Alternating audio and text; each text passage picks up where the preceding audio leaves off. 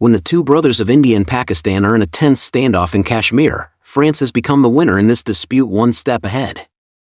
On April 28, India and France officially signed an agreement to purchase 26 Rafale M carrier-based fighter jets at a price of 630 billion Indian rupees, which is approximately equivalent to $7.4 billion. For the Indian Navy, this is obviously a great cause for celebration. However, the good mood of the Indians didn't last long. On the late night of April 29, the Indian Air Force dispatched 4 Rafale fighter jets to patrol near the line of control in Kashmir. After Pakistan detected the movement of the Indian military aircraft, it quickly took expulsion actions. After a brief standoff, the 4 Rafale fighter jets of the Indian military fled in a hurry. The first appearance of the Indian Rafale was so embarrassing, which indeed hurt India's pride to some extent. They once hoped that one Rafale fighter jet could take on 5 J-20s. But the reality is that 4 Rafale fighter jets may not even be able to defeat 2 J-10s. This is really embarrassing. For the sky-high purchase order that has just been signed, the aircraft haven't even started to be built yet, but they are already lagging behind the opponents. Then what's the point of spending this money? Facing such a cruel reality, the Indians have to think about a question: where exactly is the way out for the Indian Air Force? What can it rely on in the future to maintain its position as the world's third-largest air force? According to the 2025 Global Air Force Strength Ranking released by the American military publication The World Directory of Modern Military Aircraft, the strength of the Indian Air Force ranks 3rd in the world, second only to the United States and Russia, while the Chinese Air Force ranks 4th. I'm not really sure what judgment criteria such a ranking is based on. However, it doesn't stop the Indians from highly approving of it. Even though China already has a large fleet of 5th-generation fighter jets, and the 6th-generation fighter jets have even made several appearances, the Indians still think that this is a false image fabricated by China. It's nothing but self-deception. Although it can hide the psychological gap, it cannot change the fact that the Indian Air Force lags behind its opponents. It's one thing to be unable to match its long-standing rival, but now even the little brother that it has always looked down upon is overpowering it. Is there really no place in this world for the Indian Air Force? Why can't the renowned Rafale fighter jet support the ambitions of the Indians? As a major country in Asia, India has always had its own ideas when it comes to developing its Air Force strength. In 2001, India launched the Medium Combat Aircraft MCA Prediction Project, with the goal of developing a twin-engine fighter jet to replace the aging MiG-29 and Mirage 2000. At the same time, India also publicly announced its intention to bid for medium multi-role combat aircraft. That is to say, India intends to take independent research and development and external procurement as the main routes for developing its airstrike capabilities. There is nothing wrong with this idea.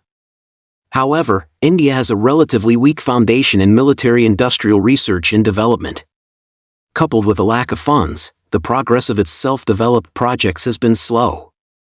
By 2007, the Indian Air Force officially launched an external tender, planning to purchase 126 medium-sized fighter jets. At that time, several of the world's main fighter jets almost all participated in the bidding.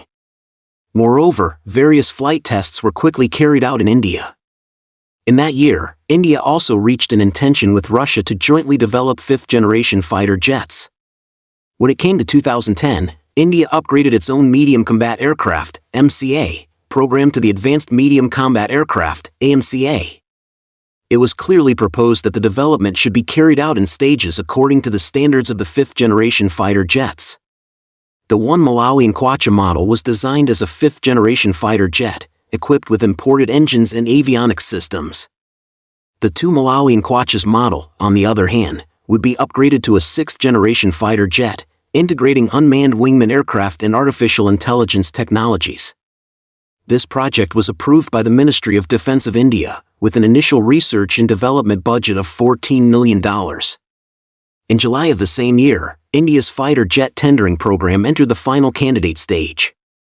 On the list were only 2 fighter jets, namely the French Rafale and the European Typhoon.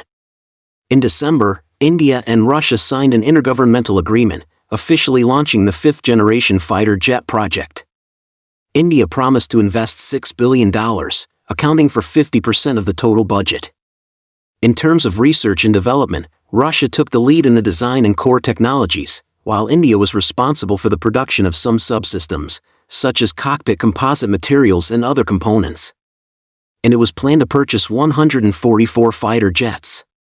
At this time, the development prospects of the Indian Air Force seemed to be full of vitality, reaching a state where everything was booming. Compared with the neighboring country, the Indians could definitely claim that the advantage was on their side. However, in the following 10 years, what happened was beyond the expectations of all Indians.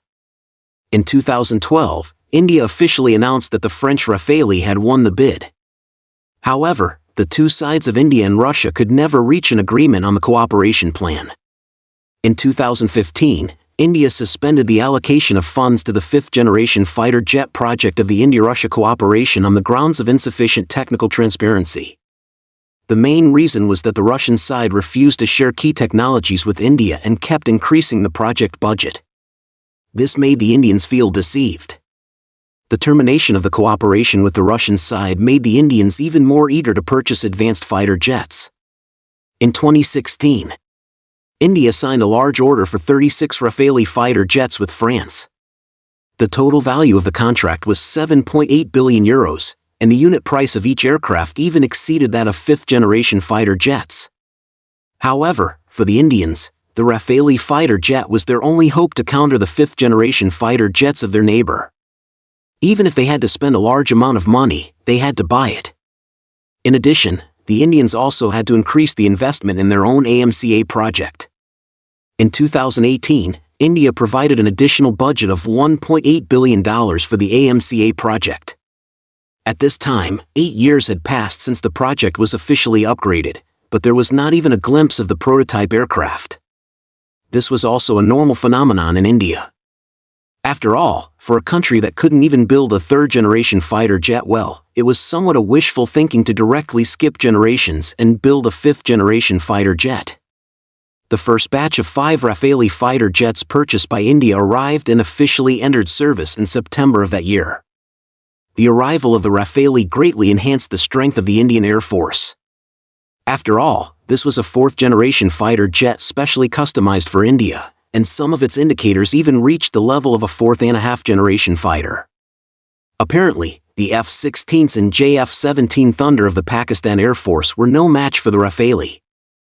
The Indians deployed this advanced fighter jet in the northwestern border area and claimed that one Rafale could take on 5 J-20s. The Chinese might not care about this statement, but Pakistan began to feel nervous. They were in urgent need of importing a fighter jet that could counter the Rafale. The most suitable choice was undoubtedly the J-10C. Although this fighter jet was a single-engine medium-sized aircraft, it had advantages in radar and avionics systems. It was also equipped with the PL-15 long-range air-to-air missile, which was sufficient to compete with the Indian Rafale. In 2021, Pakistan signed a procurement agreement. The total value of the contract was $1.525 billion, including 20 J-10C fighter jets, as well as the supporting missiles and engines. The unit price of each aircraft was $76 million, which was only one-third of the price of the Rafale.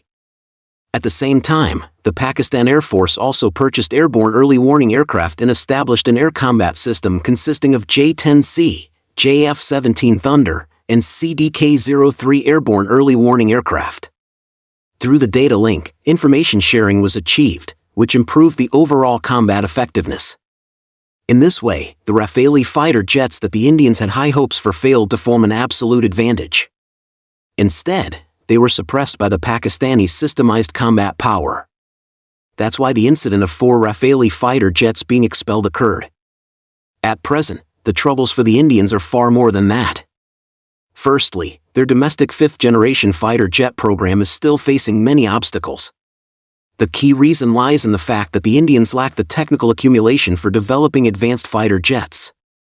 And a fifth-generation fighter jet, which is the epitome of advanced technology, obviously can't be developed just by boasting.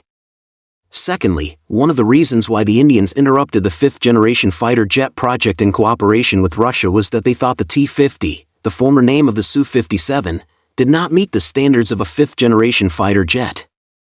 Naturally, the current Su-57 also fails to meet the needs of the Indian military. The only remaining option is the US F-35. Although Trump said that the United States could sell this fighter jet to India, the two sides have not reached a cooperation intention. Even if India manages to buy the F-35, Pakistan can quickly purchase the J-35 to balance the power between the two sides. That is to say, no matter which option the Indians choose, they will always lag behind their opponents.